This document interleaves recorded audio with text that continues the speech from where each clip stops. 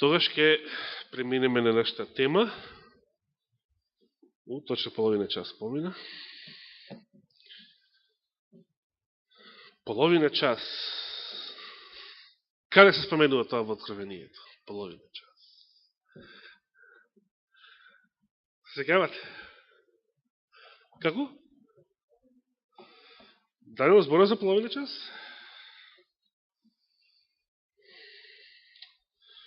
Да, јас прашав каде се споменува во Откровението. Траче нема слушна, во ред. Половина час. Понапред.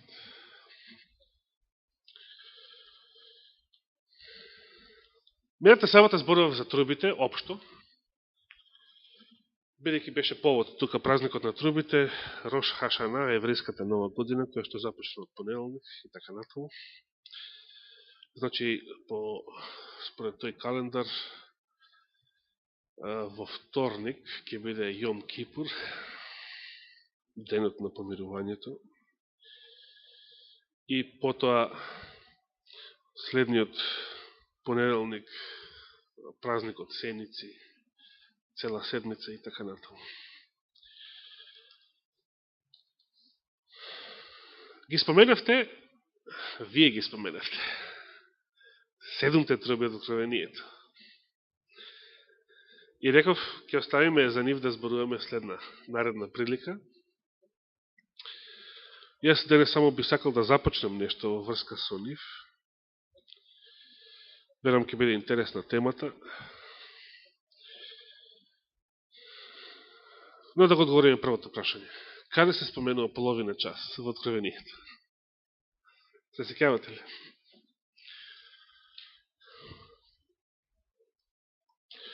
Благодарам, Ивана.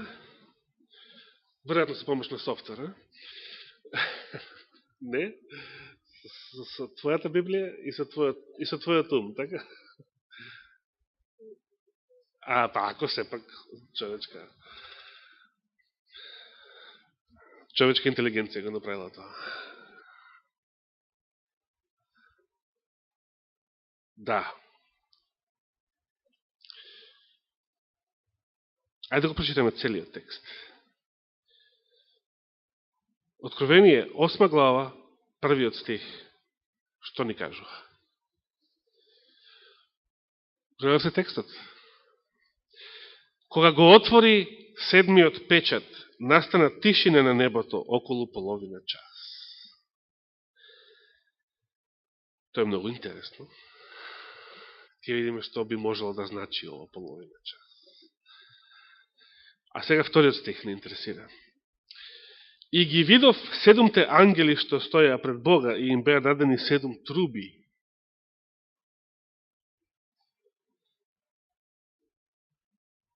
Значи, каде прв се споменуваат 7 труби? Дали забележавте?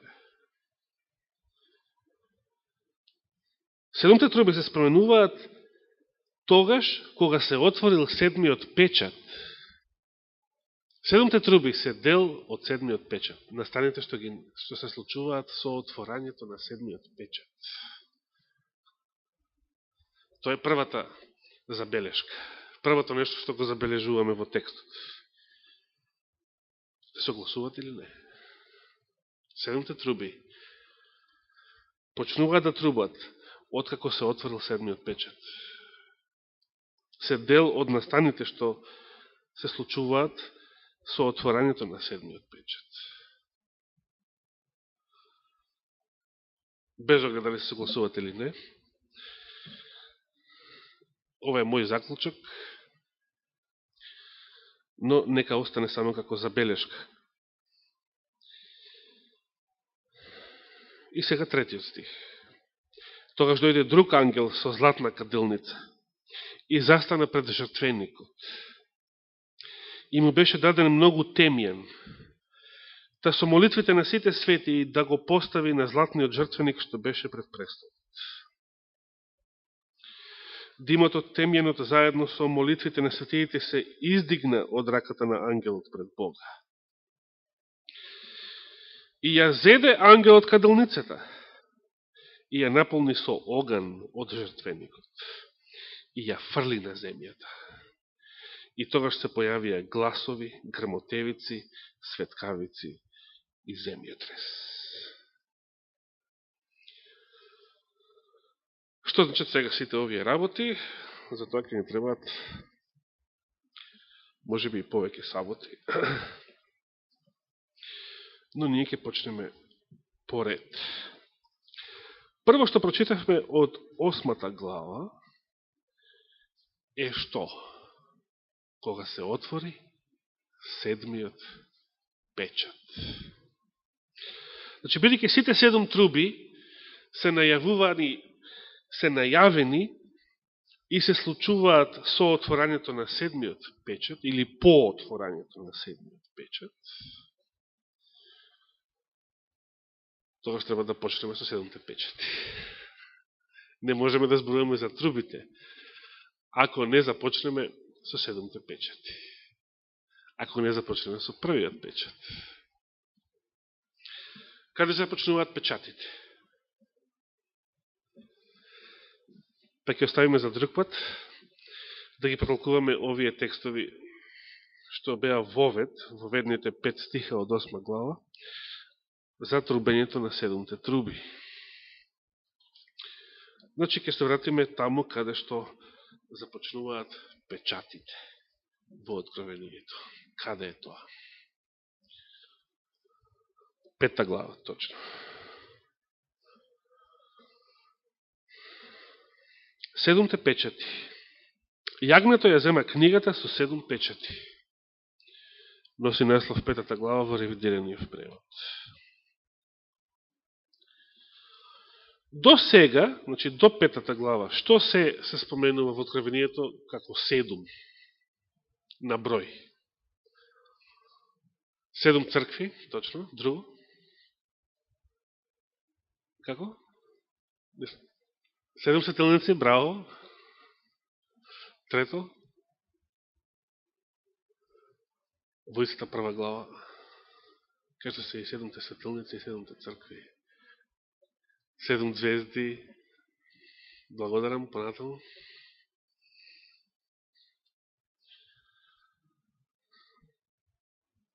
Гледате што убаво функционира апликацијата, човечки мозок. Само Библија пред вас и листање. 7 шо? Добро, тоа е исто со 7 светилника. Откровението така ги нарекува 7 светилника. Но тоа е добра забелешка. Зошто Откровението ги нарекува 7 светилника како да се посебни светилници? Оно што во Стариот Завет, во Старозаветното светилиште било представено со еден светилник, само што имал 7 краци. И што се споменува како 7 друго, таму на почетокот? Добро, да го споменавме тоа на почеток. И 7 Божии, не, тоа се 4 существа, 7 Божии духови. Нели има такво нешто? Да? Каде го наоѓаме тоа?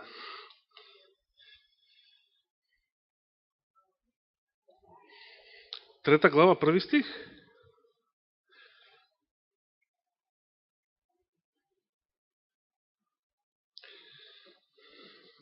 Уште во првата глава, нели се помнуваат?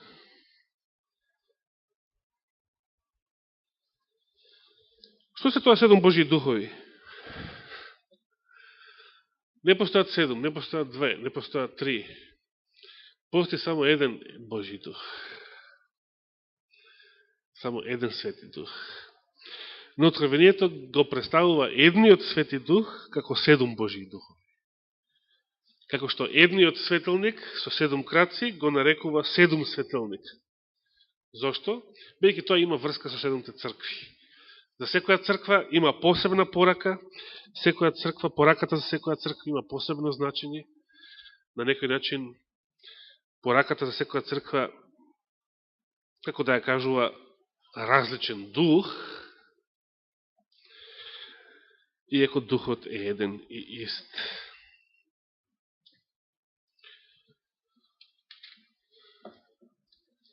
И доаѓаме до 7 печати, се разбира. 7, 7, 7, 7. Што значува зборот 7? Бројот 7. Полнина, полнота, совршенство, комплетност.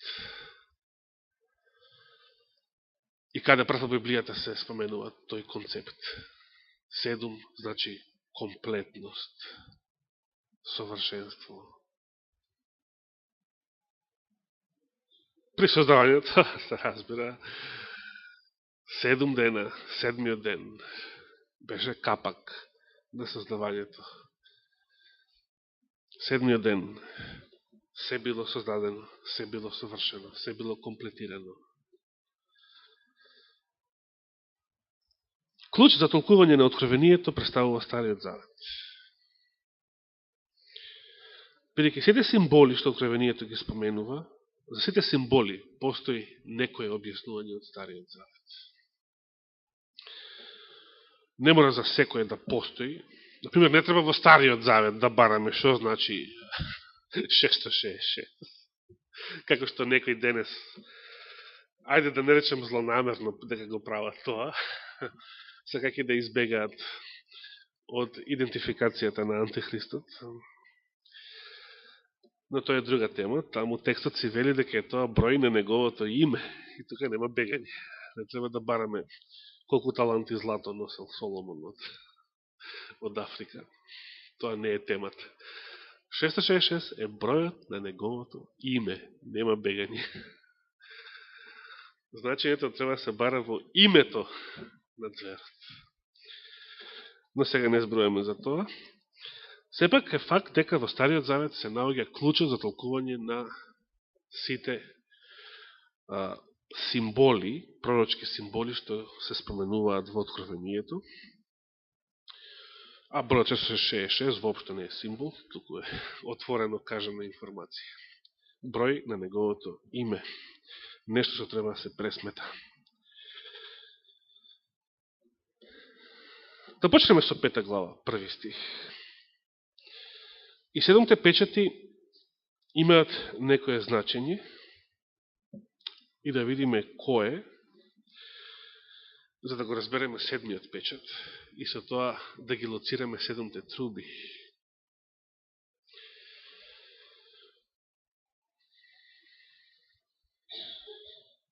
Добро, повеќето гледате во Библија. Можем да почнем, не? И видов во десницата на оној кој седеше на престолот книга, напишана однатре и однадвор, запечатана со 7 печати. Точка. Дали го разберете овој текст? Што значи ова книга напишана однатре и однадвор? Сте видели таква книга? На што мисли Јован кога вели книга? Дали мисли на вакво нешто? На вакво нешто дали мисли? Не, вакво нешто во времето на Јован не постоело. А што постоело? Што се нарекувало книга во негово време? Нешто вакво. Нешто вакво. Така. И сега, што значи напишана однатре и однадвор? Значи има текст од надворешната страна, има текст од надворешната страна. Сега е јасно на што мисли Јован. Што значи ова, дека книгата што ја видел ваква е запечатана со 7 печати? Што значи тоа? Каде се користел поимот печат во старо време? Тоа значи дека книгата, за да стои така затворена, била врзана, да речеме, со 7 врвки и самите врвки биле пломбирани, да? со 7 печати. Замислите 7 восока, така, кои што ги пломбираат врвките што ја затвораат книгата. Што треба да се направи за да се отвори книгата и да може да се чита, било од внатре, било од надвор? Треба да се скршат 7 печати. После ово видение вели, во вториот стих, и видов силен ангел што викаше со висок глас. Кој е достоен да ја отвори книгата и да ги скрши печатите неизини? Тоа е прашањето. Третиот стих дава одговор, и никој не можеше, ниту на небото, ниту на земјата, ниту под земјата, значи, дури ни под земјето не може. Не случајно Библијата го споменува под земјето, овие што се под земја. Тоа е мајката на сите мафии, е под земјето. Така наречената светска елита, живите мртовци. Ни тие не можат да ја отвори книгата, ниту пак да ја гледа. 4 стих. И јас многу плачев, вели Јован, кога гледал се тоа. Што никој не се најде достоен да ја отвори и да ја прочита таа книга, ниту да дзирне во неја. Значи, оваквото видение кај Јована предизвикало длабока тага. Плачев што нема никој, што никој не може да ја отвори оваа книга, да ги скрши нејзините печати. Што книга ќе биде таа? Што е толку битно за таа книга? За да биде отворена и прочитана. Зошто Јован плачел? Зошто не му било толку битно да се отвори и да се прочита таа книга? Петиот стих. А еден од старешините ми рече. Кои се тие старешини? Тие што спомнуваат во претходната глава. Во претходната глава, во 4 глава, во 4 стих, откако дава опис на Господовиот престол, во 4 стих Јован вели во 4 глава, околу престолот пак имаше 24 престоли други, и на престолите видов седнати 24 старешини, облечени во бели алишта, а на главите светкавици, громови и гласови, имаа златни венци. Која светска елита може да се спореди со овие, со еден ваков величествен опис?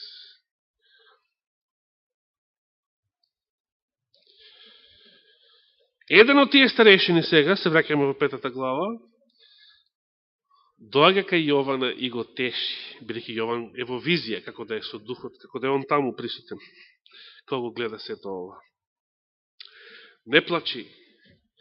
Ете лавот кој е од јудиното колено, коренот Давидов, победи да ја отвори книгата и да ги скрши незините 7 печати. Кој е тој? Кој е лавот од јудиното колено? Тоа е Господ Исус Христос. Зошто е наречен лав? Нели е јагне наречен? Видите сега во 6 стих, погледнав и ете сред престолот и 4 живи суштества, што исто така прв пат се споменати во претходната глава, 4, и Езекијел ги споменува уште во првата глава од неговата книга. И среде тие 4 живи суштества, овде наречени животни, тоа е малце погрешно, не стоја животни како што ние ги дефинираме животните. Тоа се живи суштества, тоа се 4 битија, што Јован не можел да ги опише било како, бидејќи тоа се за него непознати видови. Сред престолот и 4 животни и сред старешините стоеше јагнето, како заклано, со 7 рога и 7 очи. Еве уште што има 7 на број. и 7 рога и 7 очи на тоа јагне. Кои се 7-те духови Божии, еве ги повторно, пратени по целиот свет. 7 стих вели, тој дојде и ја зеде книгата од оној кој седеше на престол. Значи, кој седи на престол? Кој седи на престол? Не Исус е тој што доаѓа да ја земе книгата од оној што седи на престол. Отецот седи на престол.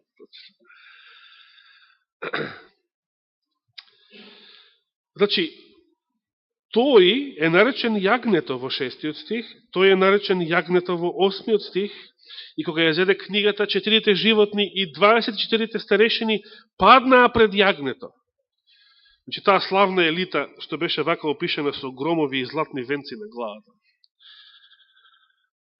Не баре олимписки богови.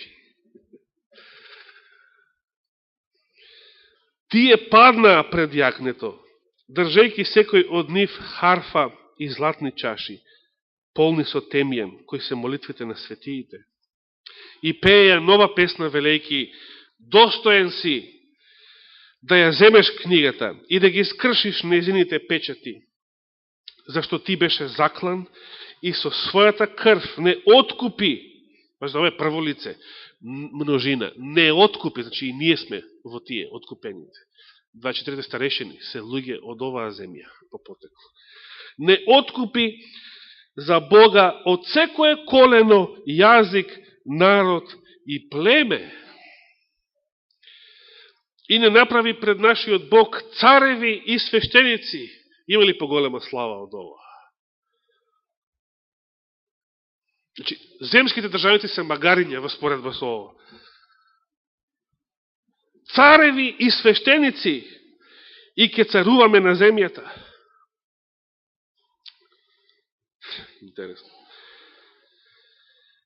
И за сето ова му благодарат на Христа, јагнето, кој што ги откупил, сите нас не откупил со неговата крв, кој што беше заклан заради нашите гревови.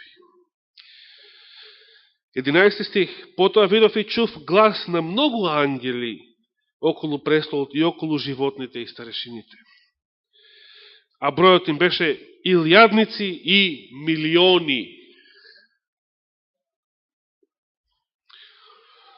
Сепак не е 1000. 1000 не е најголемиот број што споменува во Откровението. Таму ќе видиме дека кога Јован го слуша бројот на некои убиствени војници, споменува 200 милиони подоцна. При една од трубите.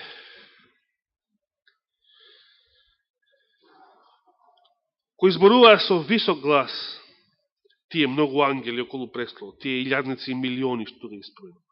Достојно е закланото јагне да прими сила и богатство, мудрост и мок, чест, слава и благослов.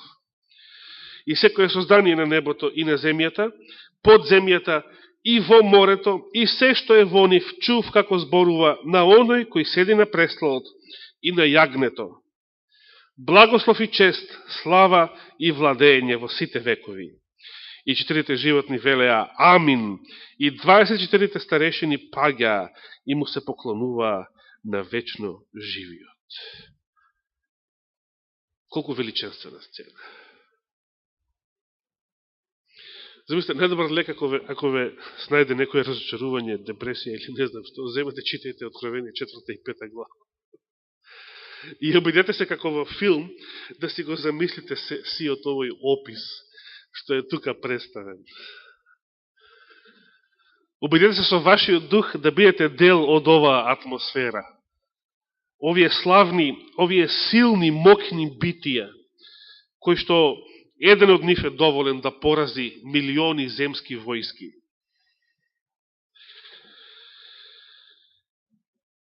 Сите овие го слават јагнето. Сите овие како постојано да се наоѓаат во некоја еуфорична, во некоја радосна атмосфера, кај што сакаат само да слават, кај што постојано се восхитуваат на оној што седи на престолот. Че тие не знаат за други чувства, освен за љубов и длабока почит кон оној што седи на престолот. И се разбира радост и восхит за сето негово дело. Прашањето што сега се поставува и што ќе оставиме да се одговори следната сабота, ако даде Господ живот и здравие, зошто Исус Христос, јагнето, е наречен предходно во 5 стих лав? Каква врска има јагне со лав? Како може некој да биде и јагне и лав? Знаеме зошто јагне, но зошто Исус Христос, јагнето, е наречен лав? Продолжуваме следната сабота.